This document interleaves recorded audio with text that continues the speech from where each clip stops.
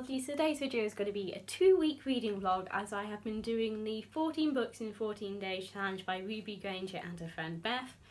This is the beginning of the challenge, it's now day 1 on the 7th of June and the idea is simply that you try and read 14 books in 14 days.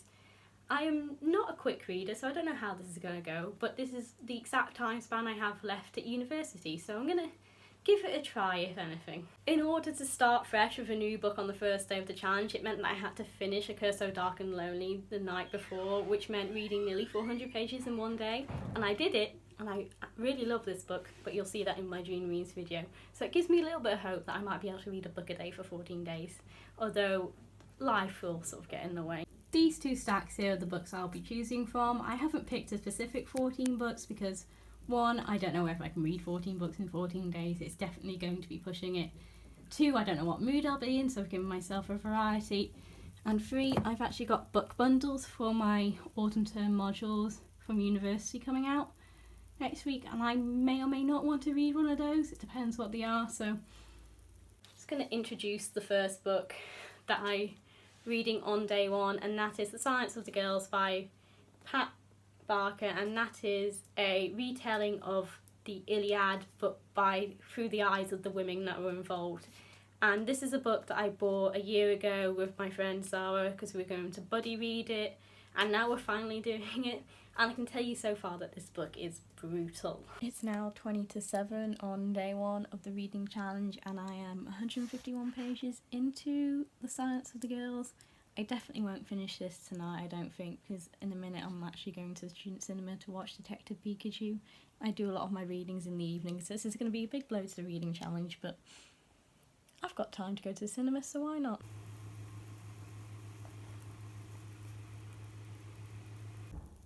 Day 2 of the 14 books in 14 days challenge, and I've just finished my first book, which is The Silence of the Girls by Pat Barker. I've given this 3.5 stars. I really enjoyed the beginning bits. Well, enjoyed's the wrong word, but I really appreciated what the book was doing at the beginning, but towards the end they started to get chapters from the perspective of Achilles, and I feel like that just overshadows the intentions of the book to show the women's stories instead of the men's stories. And I think it sort of plays into the problem it's trying to resolve by having Achilles chapters, because if the author feels like there wouldn't be a narrative without having to put these chapters from Achilles' perspective in it, then it's just playing into the fact that it's always the men's stories that need to be told and not the women's. But I really appreciate what it was doing and would still recommend.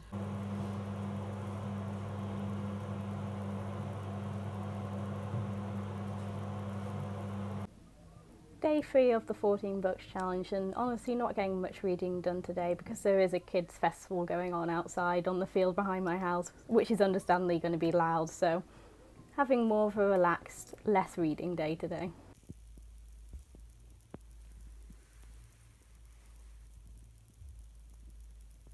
Day 4 of the 14 books challenge, and I've just finished my second book, The Haunting of Hill House, and I think I really liked it. I started the book confused because the writing style had a lot of commas, which I found a bit jarring, but then it clicked into place. The thing I did not realise about this book, probably because of the Netflix coverway on the front, is that it was written in 1959, which changes my perception of it slightly, and I definitely think I need to reread this book.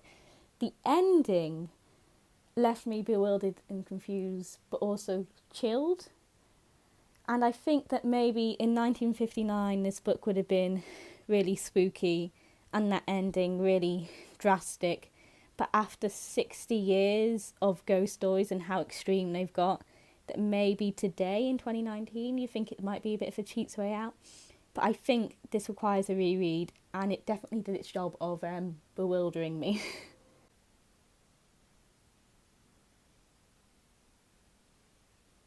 So I finished this book last night. I finished it at 1 o'clock in the morning, which makes it day 5 of the 14 books challenge. I thought this was a fantastic collection of twisted anti-romance tales. I especially loved Aphrodite being an agony aunt columnist in the My Miserable Romance story, so I thought that was brilliant and gave it 4.5 stars.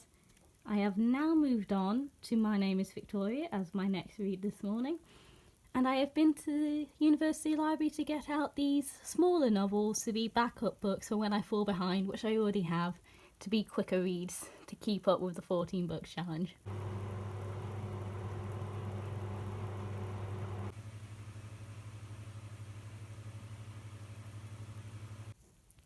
We are now halfway through the 14 book challenge as it is now day 7, and last night I finished My Name is Victoria by Lucy Worsley and I really enjoyed it. I gave it 5 stars.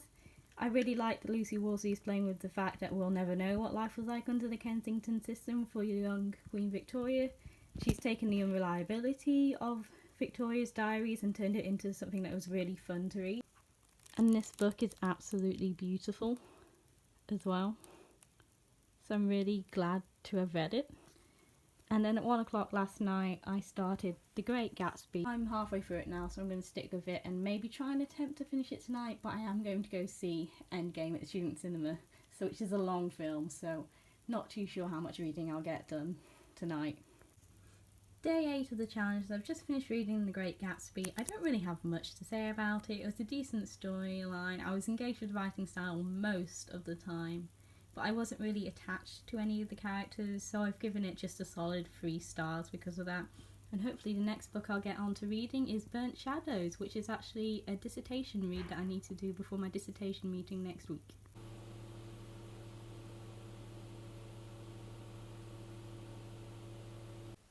Day 9, and I'm halfway through book 6. I've actually started listening to it on Audible while still reading along with my eyes. And that's just taking like the pressure off my faulty eyesight. And it's also really helped because this book moves between Nagasaki, Delhi, Pakistan, and it will eventually go to New York. So it's really helped with the place names and things. And also because it's actually quite dense. And I have been bookmarking the sections which involve the atomic bomb or the effects of the atomic bomb in it, ready for my supervisor meeting. So I'm hoping this will be a useful dissertation book.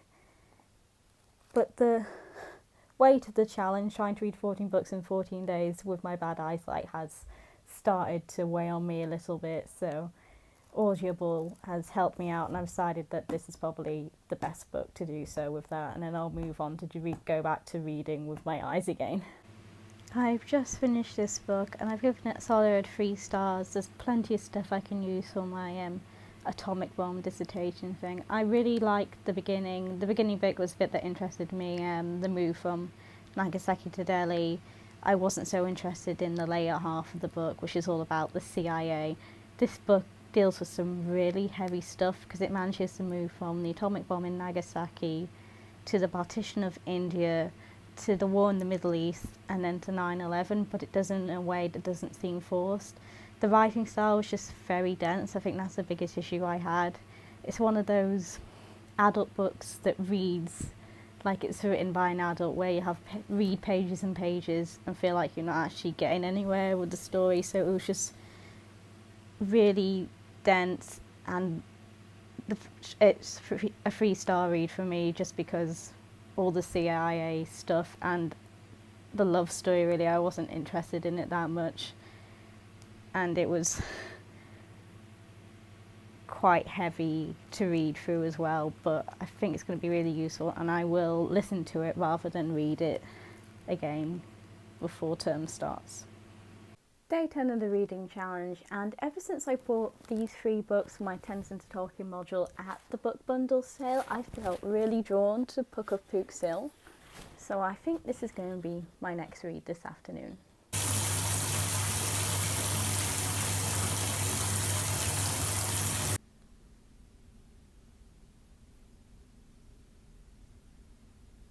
Day 11 of the challenge, and even though I still got Pook of Pook's Hill on the go because I needed to do reading for my dissertation and I couldn't count down and Terminal Beach, which I was reading as chapters of books, so they couldn't count in the challenge, but this, because I read it front to back as a manga, can count. So I have finished this today. I'd half read it at the library, half read it when I got home in the bath, and 5 stars for this book, just one word: harrowing. Day 12 of the 14 books reading challenge, and I've still got Pook of Pook's Hill on the go. This and The Haunting of Hill House were probably ones that I've spread over a couple of days, and Also, not intentionally, because I was doing a charity shop call, which will hopefully be going up as a following day. But the only books I was drawn to are these little black books, penguin little black books. And I got Elizabeth Gaskell, The Old Nurse's Story, Hannah Christine Anden, The Tinderbox, and Thomas Hardy, The Woman Much Missed. And they're only tiny, tiny books, but they still count because they're penguin classics. So I might have unintentionally got myself my saviour for this challenge because I am way behind. I've read 7 so far. This will now be book 8 instead of book 7 because Barefoot Jen got read yesterday instead because of my dissertation meeting. So I might be able to make the challenge if I read these tiny ones.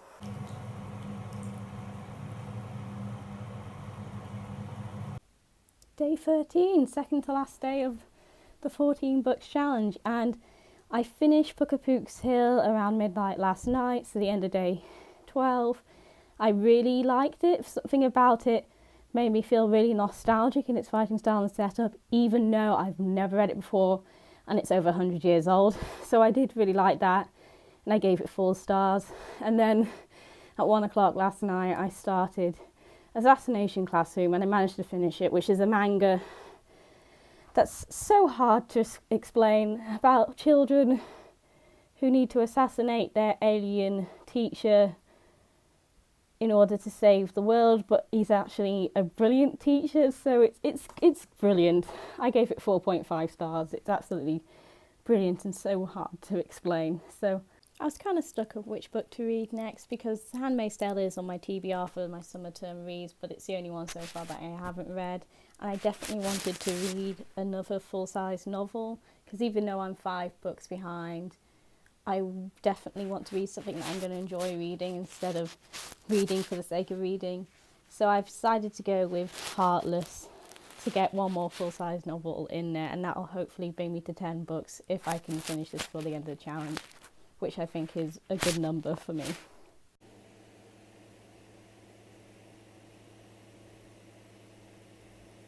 So it's day 14 of the 14 books in 14 days challenge, and I think I've left it too late in the day to finish my 10th book because I've got nearly 400 pages left of this, and it's now 7:15 at night. So realistically, I don't think I'll get my 10th book in, but I was aiming between 7 to 10 books because I knew I couldn't really read at the rate of a book a day for this long. I was going to start reading earlier, but I did spend a lot of my day packing, and then a whole fiasco involving 2 really thick spiders turned up, and it was scary, and it involved one of them coming back up the sinkhole and crawling into the sink from the plug hole. It was not nice and traumatised me, so that delayed my reading, but it's been a really fun challenge, and I hope that it happens again and that Ruby Granger does the challenge again. And that concludes the reading challenge. So in total, over 14 days, I read 9 books and 146 pages of a 10th book. Well, it's the 21st, which means it's the end of the 14 books in 14 days challenge. I didn't make 14 books. I managed to read these 9 books and 146 pages of Heartless. So overall, I think that was a good reading pace for me. It wasn't exactly a book a day, but it was a quicker pace than a book every 2 days. So I've really enjoyed this. I hope that Ruby Granger does something like this again. I just think that the timing for me being the end of term, which I thought would be a really quiet time, but it turns out I had a lot of organising and stuff to do. I think what slowed me down is when I started on the first day reading the first book, I went to go see Detective Pikachu at the student cinema, which meant I didn't finish it that night, even though I could have done. The Haunting of Hill House took me 3 days to do, even though it should have been like an easy one, reading one sitting type of thing, and I think just because I was in a reading slump. So that slowed me down a bit, and I also had some dissertation reading to do for my meeting that I couldn't fit in as books counted because they weren't actually full, like, front to back books, but the 2 mangas, Barefoot Jen, which is one of my dissertation reads, and Assassination Classroom did help bring up my count a little bit. But I've really enjoyed this, and I definitely want to do it again. So like, comment and subscribe, and I'll see you in the next video.